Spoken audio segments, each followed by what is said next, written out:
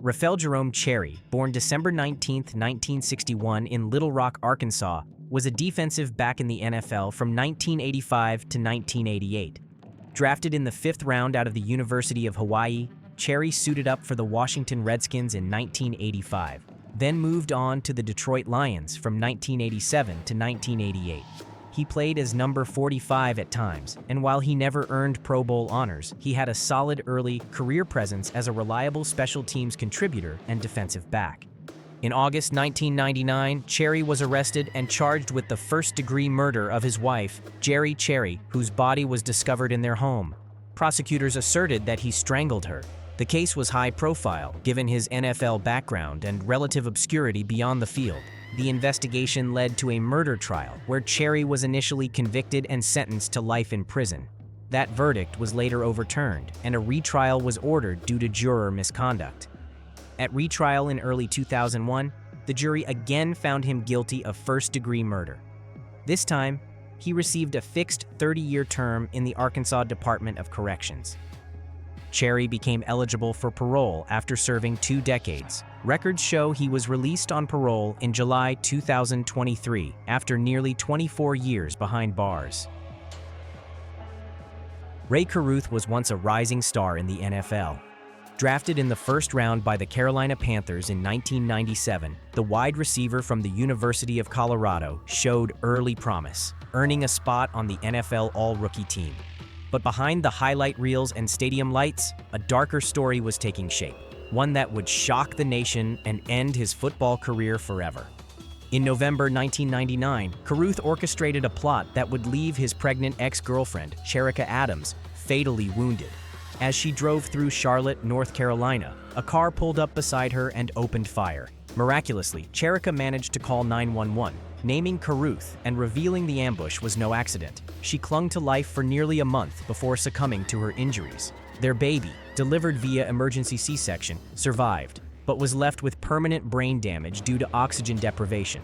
Kuth fled, sparking a nationwide manhunt. Days later, he was found hiding in the trunk of a car in Tennessee, with cash, water, and snacks, preparing, it seemed, for a long disappearance. In 2001, a jury found him guilty of conspiracy to commit murder, shooting into an occupied vehicle and using an instrument to destroy an unborn child. He was sentenced to 18 to 24 years in prison and was released in 2018 after serving nearly 2 decades. Kevin Ware Jr., a former NFL tight end, played for the Washington Redskins and the San Francisco 49ers between 2003 and 2004, though his professional football career was brief, spanning just 16 games with modest stats. His name would later become synonymous with a far darker chapter. In April 2021, Ware was arrested in Texas for speeding at 115 miles per hour. During the stop, police found cocaine, methamphetamine, marijuana, a loaded AK-47, and a loaded 9mm pistol in his vehicle. As a previously convicted felon, he was charged with drug possession, with intent to deliver and unlawful possession of firearms. Just a month later, Ware's girlfriend, 29-year-old Taylor Pomaski, went missing following a party at their home in Spring, Texas. Her disappearance quickly drew suspicion, especially given Ware's recent arrest and history of domestic violence. Nearly a year later, in April 2022, human remains found in northern Harris County were confirmed to be Pomaski's. In July 2022, Ware was indicted for murder and tampering with evidence, accused of killing Pomaski and attempting to dispose of her body. Witnesses alleged he had confessed to the killing, describing gruesome details including strangulation, stabbing, and burning of the remains. On May 7, 2025, Ware pleaded guilty to both charges and was sentenced to 30 years in prison.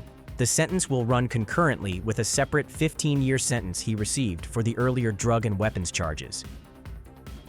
Henry Ruggs III. Once upon a time, Ruggs was one of the NFL's most electrifying young talents. Drafted 12th overall by the Las Vegas Raiders in 2020, the Alabama wide receiver was known for his blazing speed, clocking a 4.27-second 40-yard dash at the NFL Combine. In his rookie season, Ruggs showed flashes of brilliance, offering the Raiders hope for a long-term, deep-threat weapon. But that promise unraveled in a single tragic moment. In the early hours of November 2nd, 2021. Ruggs was behind the wheel of his Corvette, traveling at a staggering 156 miles per hour down a residential Las Vegas street. His blood alcohol level was twice the legal limit. He collided with a Toyota RAV4, instantly trapping 23-year-old Tina Tintor and her dog inside as flames consumed the vehicle. Tintor died at the scene. Ruggs was charged with DUI resulting in death, reckless driving, and multiple related felonies. The crash sent shockwaves through the NFL and beyond. Investigators uncovered damning evidence, surveillance footage, vehicle black box data, and toxicology reports. Ruggs was immediately released by the Raiders. In 2023, he pleaded guilty to DUI resulting in death and vehicular manslaughter. The court sentenced him to 3 to 10 years in prison. If you enjoy watching these stories, please like the video and comment where you're watching from. I'd love to say hello to you in the comments. Eric Neposki. He played in the NFL during the late 1980s and early 90s, suiting up for teams like the New England Patriots and the Indianapolis Colts. Known for his explosive tackles and imposing presence, Neposki transitioned from the field to private security work in California after his NFL career faded. But what looked like a post-football life of quiet reinvention would soon spiral into a decades-long murder mystery. In December 1994, millionaire businessman Bill McLaughlin was gunned down in his Newport Beach home. At first glance, the case had few leads, no forced entry, no signs of struggle. But beneath the surface, a tangled web of betrayal began to emerge. McLaughlin had been dating a woman named Nanette Johnston, who was also secretly involved with Eric Neposki. Investigators suspected the motive was money. Nanette stood to gain $1 million in life insurance, and Neposki, they believed, had pulled the trigger. Still, the case went cold for over a decade. It wasn't until 2009, 15 years after the killing, that authorities reopened the investigation. Advances in forensic analysis and re-examined witness testimony brought new light. Neposki was arrested and charged with first-degree murder. In 2012, he was found guilty and sentenced to life in prison without the possibility of parole. Anthony Wayne Smith. He once stood as a formidable force on the NFL field. A first-round draft pick in 1990, he played defensive end for the Los Angeles Raiders across 8 seasons, known for his aggressive style and 57.5 career sacks. But after retiring from football in 1998, his life took a dark and irreversible turn. Behind the image of a professional athlete lay a man entangled in a web of violent crimes. Crimes that would eventually eclipse his once promising legacy. In 2011, Smith was charged with the 2008 torture and murder of Mauricio Ponce, whose beaten and burned body was discovered in California's Antelope Valley. The case raised questions, but it didn't stop there. While awaiting trial, investigators uncovered chilling links to 3 other killings. Prosecutors alleged that Smith orchestrated the 1999 kidnapping and murder of brothers Kevin and Ricky Nettles, posing as a police officer. Then, in 2001, Dennis Henderson was beaten and fatally shot after a failed business deal. The allegations painted a disturbing portrait: a man who had allegedly turned from sacks on Sunday to calculated, brutal executions. In 2015, after a lengthy trial and years of legal maneuvers, a Los Angeles jury found Smith guilty of 3 of the 4 murders. The crimes were described in court as cruel, premeditated, and unrelenting. He was sentenced to life in prison without the possibility of parole. Sier Wood. He was once a promising running back, best known for his time at Notre Dame, where he rushed for over 1,100 yards in the 2011 season. After going undrafted in 2013, he had brief stints in the NFL with teams like the Houston Texans, New England Patriots, and Buffalo Bills, as well as a period in the CFL with the Montreal Alouettes. Despite limited professional stats, his college career hinted at potential. In April 2019, Wood was arrested in Las Vegas alongside his girlfriend, Amy Taylor, following the death of Taylor's 5-year-old daughter, Larea Davis. Authorities alleged that the child was subjected to extreme physical punishment under Wood's orders, including forced exercise routines like wall sits and sprints. The autopsy revealed more than 100 bruises, 20 broken ribs, a lacerated liver, and internal bleeding, injuries that ultimately led to her death. In 2024, Wood entered an Alford plea, acknowledging that prosecutors had enough evidence to convict him without admitting guilt. He was convicted of second-degree murder and felony child abuse. In August 2024, he was sentenced to life in prison with the possibility of parole after 12 years, along with an additional sentence of up to 6 years for the abuse charge. Dwayne Goodrich. A standout cornerback at the University of Tennessee, he helped lead the Volunteers to a national championship in 1998 and was selected in the second round of the 2000 NFL Draft by the Dallas Cowboys. Known for his speed and agility, Goodrich seemed poised for a long and successful career. But his rise was short-lived, and his downfall came fast and hard. In the early hours of January 14, 2003, everything changed. Goodrich was driving his BMW at high speed along a Dallas highway when he struck 3 Good Samaritans who had stopped to help a man involved in a fiery car crash. 2 of them, 27-year-old Joseph DeJesus and 23-year-old Sterling Williams, were killed instantly. Witnesses say Goodrich didn't stop.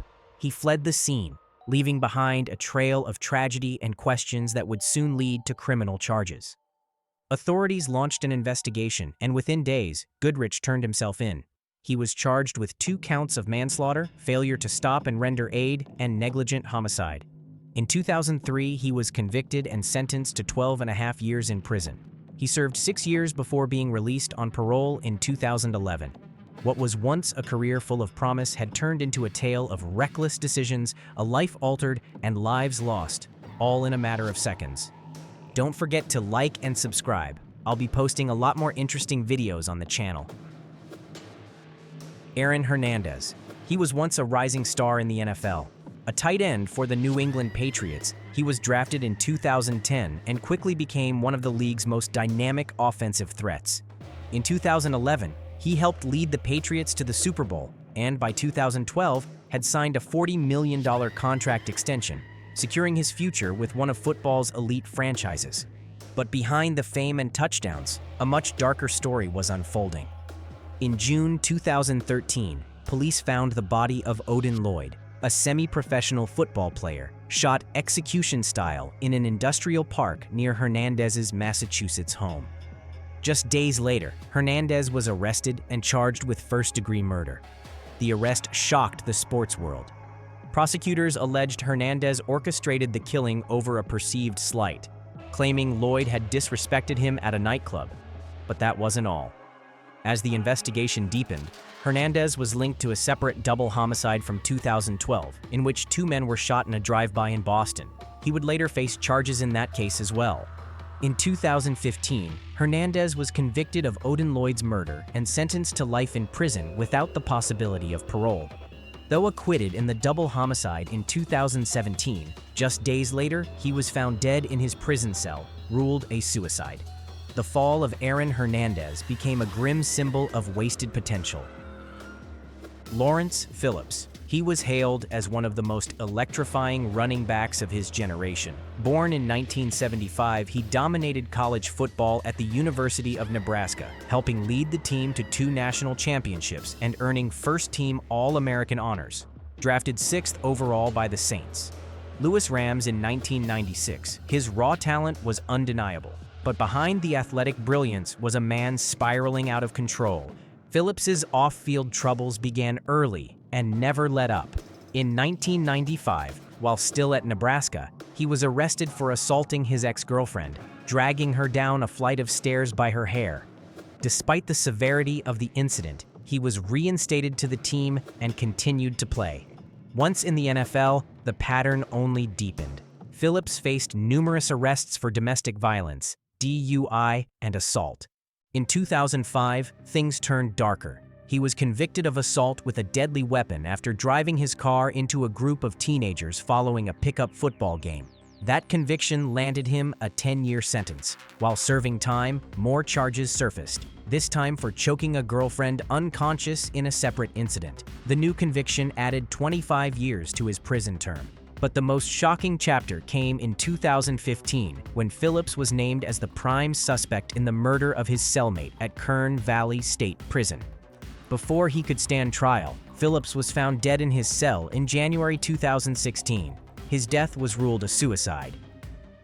Justin Lewis Bannon, born April 18, 1979 in Sacramento, California, was a former NFL defensive tackle who played from 2002 to 2013. He was drafted in the 5th round by the Buffalo Bills and went on to play for the Baltimore Ravens, Denver Broncos, St. Louis Rams, and Detroit Lions. Over his 12-year career, Bannon appeared in 163 games and recorded over 300 tackles. On October 16, 2019, in Boulder, Colorado, Bannon shot and injured a woman after hiding in a treatment room at an office building. He claimed he was hiding from the Russian mafia and was suffering from paranoia. Authorities found 2 loaded handguns and a rolled-up $20 bill with cocaine residue in his possession. Bannon was charged with attempted first-degree murder, attempted second-degree murder, and 2 counts of assault. During the trial, his defense argued he suffered from brain trauma related to his NFL career. However, in September 2021, a jury found him guilty. In February 2022, he was sentenced to 16 years in prison. Brian Keith Blades was a wide receiver for the Seattle Seahawks from 1988 to 1998. Drafted in the 2nd round, he played his entire NFL career in Seattle, earning a Pro Bowl selection in 1989 and finishing with over 7,600 receiving yards and 34 touchdowns. A former standout at the University of Miami, Blades was part of a dominant college football era. In July 1995, Blades was involved in a fatal shooting at his home in Plantation, Florida. During an argument, his cousin Charles Blades was shot in the face with a .38 caliber handgun. Brian Blades claimed the gun discharged accidentally during a struggle. He was charged with manslaughter and went to trial in 1996. A jury initially found him guilty, but the presiding judge overturned the conviction just days later, citing insufficient evidence to support the verdict. The ruling effectively acquitted Blades, and an appellate court later upheld that decision. He was never retried and continued his NFL career afterward. Randall Woodfield was once a promising athlete, drafted by the Green Bay Packers in 1974 as a wide receiver. Though he never played in a regular season NFL game, his talent was evident during his time at Portland State University. But beneath the surface of his athletic potential was a dark and disturbing secret waiting to unravel. After being cut from the Packers during training camp, Woodfield returned to Oregon. What followed would stun law enforcement for decades. Between 1975 and 1981, a series of violent crimes swept across the Pacific Northwest. Robberies, sexual assaults, and a mounting number of murders, many occurring near Interstate 5. Woodfield, dubbed the I-5 Killer, left a trail of horror in his wake, with crimes spanning from Washington to California. His signature often included attacks on women in restrooms, homes, and even office buildings, sometimes leaving behind a roll of duct tape or a .32 caliber bullet casing. It wasn't until the brutal 1981 murder of Sherry Hull and attempted murder of Beth Wilmot in Salem, Oregon, that the pattern began to crack. Wilmot survived and later identified Woodfield as her attacker. Combined with eyewitness accounts, forensic evidence, and a growing stack of linked crimes, Woodfield was arrested. In March 1981, he was convicted of murder, attempted murder, and multiple sexual assaults. He received a life sentence plus 165 years. To this day, Randall Woodfield remains behind bars in Oregon, suspected in over 40 unsolved cases. Josh Brent, a defensive tackle for the Dallas Cowboys, entered the NFL in 2010 after being selected in the supplemental draft.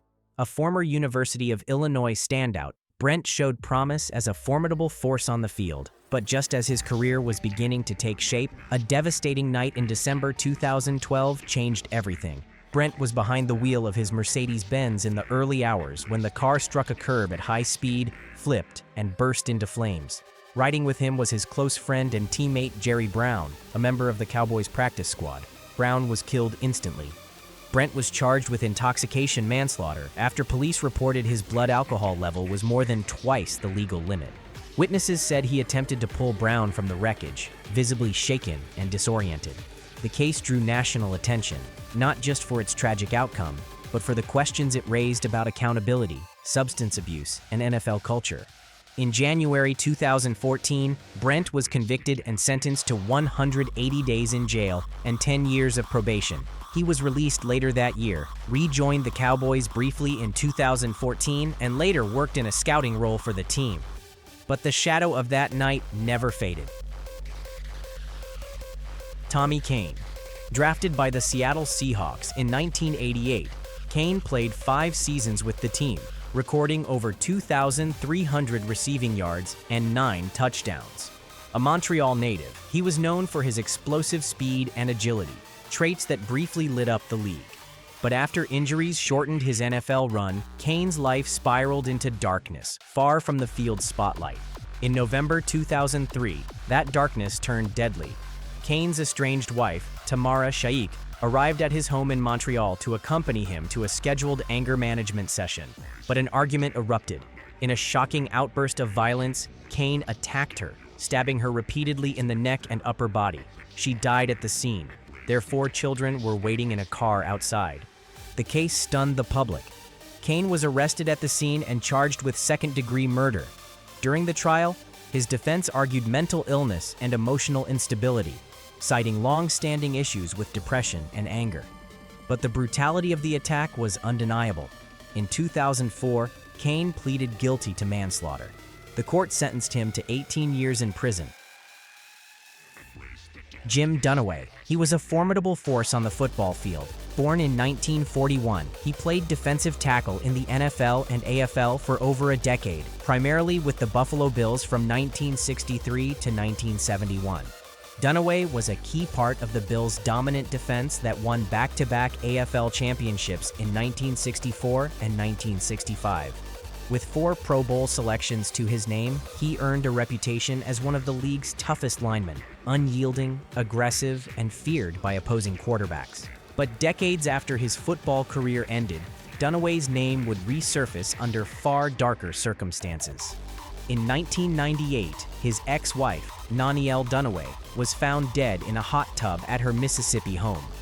Though the initial cause of death was ruled as drowning, an autopsy later revealed she had suffered a fractured skull, suggesting foul play.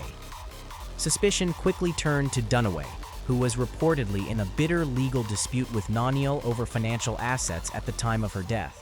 Despite the mounting circumstantial evidence, a grand jury ultimately declined to indict Jim Dunaway for murder. Civil proceedings, however, painted a different picture. In 2002, a Mississippi jury found him liable for Nanielle's wrongful death and ordered him to pay $579,000 to her estate. No criminal conviction was ever secured, but the stain on his legacy was permanent.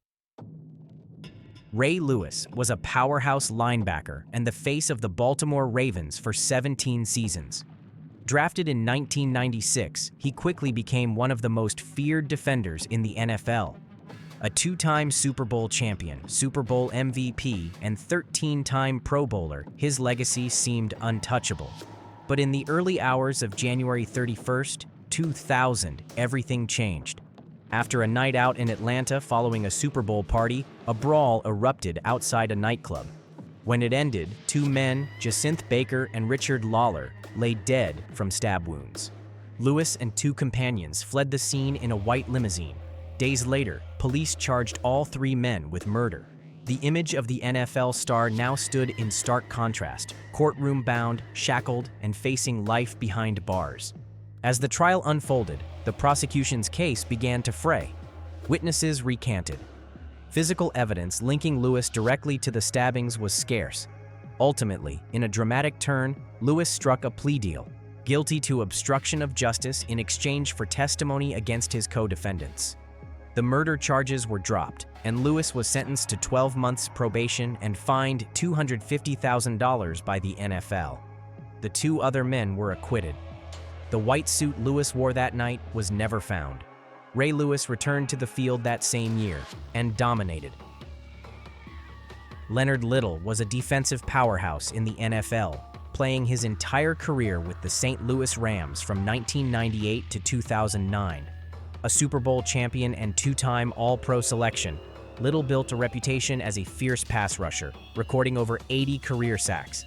But behind the accolades was a moment that cast a long shadow over his legacy. one night that changed lives forever. In October 1998, just months after being drafted, Little was celebrating his 24th birthday in downtown St. Louis. He left the party intoxicated, got behind the wheel of his Lincoln Navigator, and ran a red light, crashing into another car. The impact killed 47-year-old Susan Gutweiler, a mother and wife. Little's blood alcohol level was 0.19, more than twice the legal limit. He was charged with involuntary manslaughter. Little eventually pleaded guilty. In a controversial outcome, he was sentenced to just 90 days in jail, 4 years probation, and 1,000 hours of community service. Many felt the punishment didn't match the gravity of the crime, and in 2004, his name surfaced again, this time for driving under the influence while on probation. He was acquitted of felony DUI but found guilty of misdemeanor speeding and failing to maintain a single lane. Despite the criminal charges, Little returned to the field and continued to play professionally. But for many, his career remains forever marked by a decision that ended one life and changed another. Dante Stalworth was a first-round pick in the 2002 NFL Draft, known for his speed and deep threat ability as a wide receiver. Over a 9-year career, he played for teams like the New Orleans Saints, Philadelphia Eagles, and New England Patriots, racking up over 4,800 receiving yards and 35 touchdowns. At his peak, Stalworth was a reliable offensive weapon, but his promising career took a devastating turn in the early hours of March 14, 2009. In Miami Beach, Stalworth had been drinking at a hotel bar. Hours later, while driving his black Bentley on the MacArthur Causeway, he struck and killed 59-year-old Mario Reyes, a construction crane operator crossing the street after finishing work. Stalworth's blood alcohol level was 0.126, well above Florida's legal limit. He was arrested and charged with DUI manslaughter, a felony carrying up to 15 years in prison. But what followed stunned the public. Stalworth accepted a plea deal and was sentenced to just 30 days in jail, 2 years of house arrest, and 8 years of probation. He also reached a confidential financial settlement with the Reyes family. The NFL suspended him for the entire 2009 season, though he later returned to play briefly. Robert Rosier, a defensive end with raw athleticism, he played college football at the University of California and briefly made it to the NFL in 1979 with the St. Louis Cardinals. But after just 6 games, his football career fizzled, and what followed was far darker than anyone could have predicted. In the early 1980s, Rosier became entangled with a violent religious cult led by Yahweh Ben Yahweh in Miami. This wasn't just spiritual extremism, it was criminal. Rosier admitted to killing 7 people as part of the sect's deadly rituals carried out to prove loyalty to the group. The victims were often former members or perceived enemies of the movement. He later confessed he marked each kill by clipping an ear as proof, an act that chilled even seasoned investigators.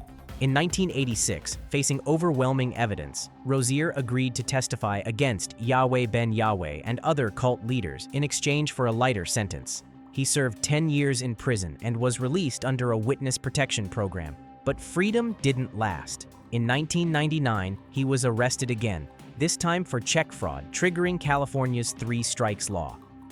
Rosier was sentenced to 25 years to life.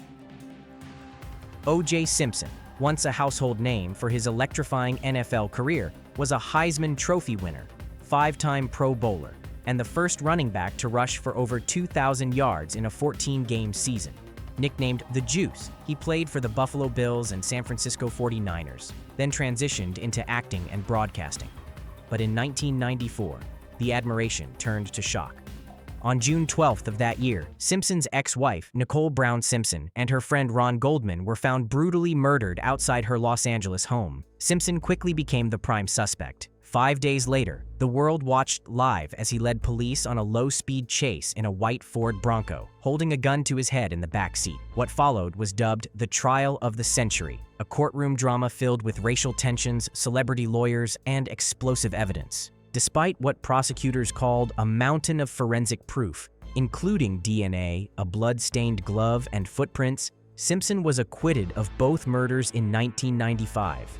But the legal battles didn't end there. In 1997, a civil court found him liable for the deaths, ordering him to pay $33.5 million to the victims' families. Then, in 2007, Simpson was arrested in Las Vegas for armed robbery and kidnapping, stemming from a confrontation over sports memorabilia. This time, there was no escape. He was convicted and sentenced to 33 years in prison, serving nearly 9 before being released on parole in 2017. O.J. Simpson died on April 10, 2024, at the age of 76. He passed away in Las Vegas. If you enjoyed this, I'm going to be posting a lot more interesting videos here. I'd greatly appreciate it if you could like and subscribe. Thank you very much.